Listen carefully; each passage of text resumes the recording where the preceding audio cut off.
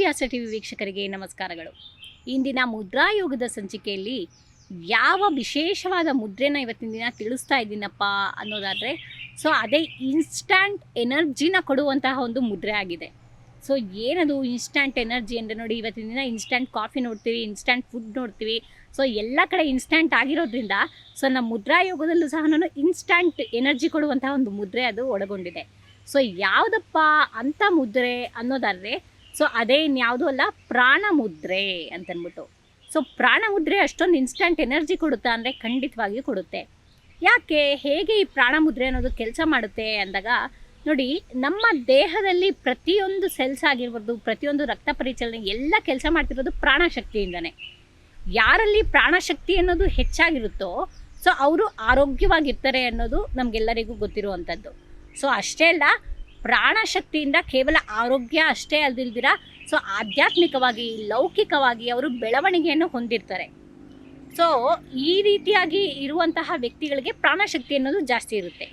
ನೋಡಿ, ಇವಾಗ ನಾವು ಪ್ರಾಣಿಕ್ ಹೀಲಿಂಗ್ ಅಂತ ಅನ್ಬೋದು, ಹಾಗೆ ರೇಖಿ ಅನ್ಬೋದು, ಇದೆಲ್ಲದರೂ ಯಾವುದರ ಸಂಕೇತ ಅಂದರೆ ಆ ಪ್ರಾಣಶಕ್ತಿನ ಜಾಗೃತಿ ಮಾಡುವಂಥದ್ದೇ, ಪ್ರಾಣಶಕ್ತಿನ ಇನ್ಕ್ರೀಸ್ ಮಾಡುವಂಥದ್ದೇ. ಅಷ್ಟೇ ಅಲ್ಲ, ನಾವು ಮಾಡುವಂತಹ ಹೋಮ ಹವನಗಳಾಗಿರಬಹುದು, ನಾವು ಮಾಡುವಂತಹ ಯಾವುದೇ ಪೂಜೆ ಪುನಸ್ಕಾರಗಳಾಗಿರ್ಬೋದು, ಅವುಗಳು ಸಹ ನಮಗೆ ಪ್ರಾಣಶಕ್ತಿಯನ್ನು ನೀಡುತ್ತೆ. ಅಂದರೆ ಈ ಪ್ರಾಣಶಕ್ತಿ ಅನ್ನೋದು ಏನಿದೆ ಅಂತಂದರೆ, ಅದು ನಮ್ಮ ದೇಹದಲ್ಲಿ ಆಲ್ರೆಡಿ ಎಕ್ಸಿಸ್ಟ್ ಇರುವಂಥದ್ದು, ದೇಹದ ಕೆಲಸ ಮಾಡುವಂಥದ್ದು ಪ್ರಾಣಶಕ್ತಿಯಿಂದಲೇ ಆಗಿದೆ. ಇಂತಹ ಒಂದು ಪ್ರಾಣಶಕ್ತಿನ ಇನ್ಕ್ರೀಸ್ ಮಾಡ್ಕೊಳೋದ್ರಿಂದ ದೇಹಕ್ಕೆ ಇನ್ಸ್ಟ್ಯಾಂಟ್ ಎನರ್ಜಿ ಬರುತ್ತೆ. ಈಗ ನೀವು ನೋಡಿರ್ಬೋದು, ಎಲ್ಲರೂ ತುಂಬಾ ಇದಾದಾಗ, ಈಗ ಒಂದು ಮದುವೆ ಸಮಾರಂಭಗಳಾಗಿರ್ಬೋದು, ಯಾವುದಾದ್ರು ಒಂದು ಮನೋರಂಜನಾತ್ಮಕ ಸಮಾರಂಭಗಳಲ್ಲಿ ಬೆಳಿಗ್ಗೆಯಿಂದ ಸಂಜೆವರೆಗೂ ಆಗಿ ಫುಲ್ಲು ಸುಸ್ತಾಗೋಗ್ಬಿಟ್ಟಿರ್ತೀರ. ಅಂಥ ಟೈಮಲ್ಲಿ ಏನು ನಿಮಗೆ ಆಗಿರುತ್ತೆ?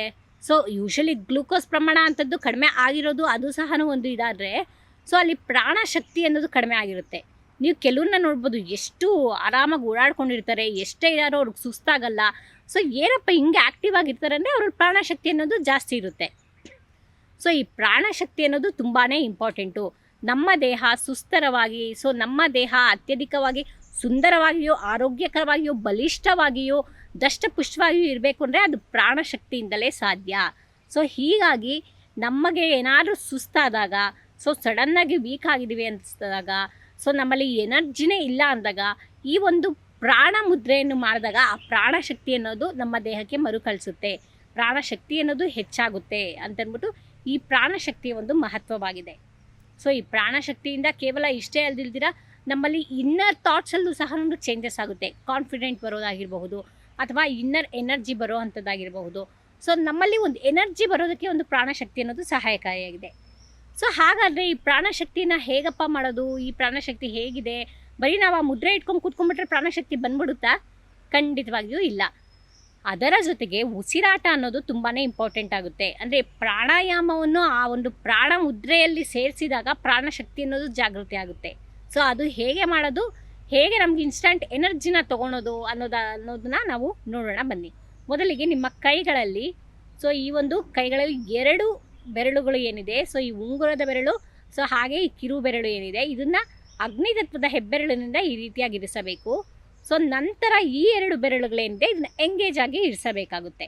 ಅಂದರೆ ಪಂಚಭೂತಗಳಲ್ಲಿ ಪಂಚತತ್ವಗಳನ್ನು ಇರಿಸಿ ಈ ರೀತಿಯಾಗಿ ಎಂಗೇಜ್ ಆಗಿ ಇರಿಸಬೇಕು. ಇದನ್ನು ಪ್ರಾಣ ಮುದ್ರೆ ಅಂತಂದ್ಬಿಟ್ಟು ಹೇಳ್ತೀವಿ. ಬರೀ ಹಿಂಗೆ ಇಟ್ಕೊಂಡ್ಬಿಟ್ರೆ ನಿಮ್ಗೆ ಇನ್ಸ್ಟಂಟ್ ಎನರ್ಜಿ ಬಂದ್ಬಿಡ್ತಾ? ಖಂಡಿತವಾಗಿಯೂ ಇಲ್ಲ. ಇದರ ಜೊತೆಗೆ ಬ್ರೀತಿಂಗ್ ಅನ್ನೋದು ತುಂಬಾ ಇಂಪಾರ್ಟೆಂಟ್ ಆಗುತ್ತೆ. ಬ್ರೀತಿಂಗ್ ಹೇಗಪ್ಪ ತಗೊಳೋದು ಅಂದರೆ, ನಿಮಗೆ ಎಷ್ಟು ಸಾಧ್ಯನೋ ಅಷ್ಟು ಡೀಪ್ ಬ್ರೀತಿಂಗ್ ಹೋಗಬೇಕಾಗುತ್ತೆ. ನೋಡಿ, take a breath, inhale, hold, exhale, inhale, hold, exhale. ಇದರ ಜೊತೆಗೆ ಇನ್ನೊಂದು ಟೆಕ್ನಿಕ್ ಇದೆ.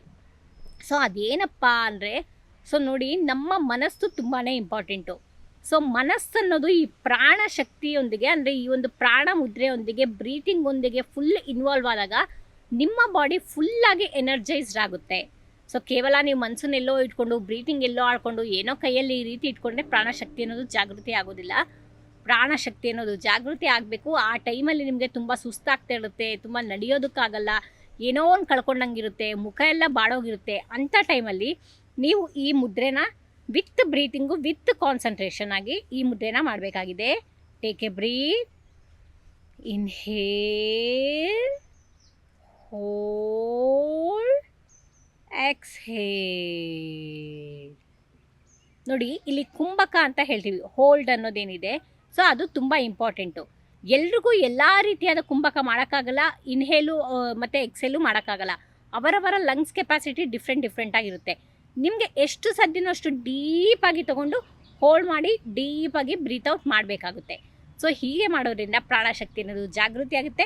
ನಿಮಗೆ ಸುಸ್ತಾದಾಗ, ಇನ್ನೊಂದು ರೀತಿ ಪ್ರಾಬ್ಲಮ್ ಆದಾಗ, ಸೊ ಇನ್ಸ್ಟ್ಯಾಂಟ್ ಎನರ್ಜಿ ಬೇಕಪ್ಪ, ಇನ್ಸ್ಟ್ಯಾಂಟ್ ಕಾಫಿ ಬದಲು ಅಂತಂದಾಗ, ಸೊ ನೀವು ಈ ರೀತಿಯಾದಂತಹ ಒಂದು ಇನ್ಸ್ಟ್ಯಾಂಟ್ ಮುದ್ರೆ ಆಗಿರುವಂತಹ, ಇನ್ಸ್ಟ್ಯಾಂಟ್ ಎನರ್ಜಿ ಕೊಡುವಂತಹ ಮುದ್ರೆ ಪ್ರಾಣ ಮುದ್ರೆ ಅಂತ ಹೇಳ್ತಾ, ಈ ಮುದ್ರೆನ ಮಾಡಿ ಎನರ್ಜಿನ ತಗೊಳ್ಳಿ ಅಂತ ಹೇಳ್ತಾ ಈ ಸಂಚಿಕೆಯನ್ನು ಇಲ್ಲಿಗೆ ಮುಗಿಸ್ತಾ ಇದ್ದೇನೆ. ಧನ್ಯವಾದಗಳು.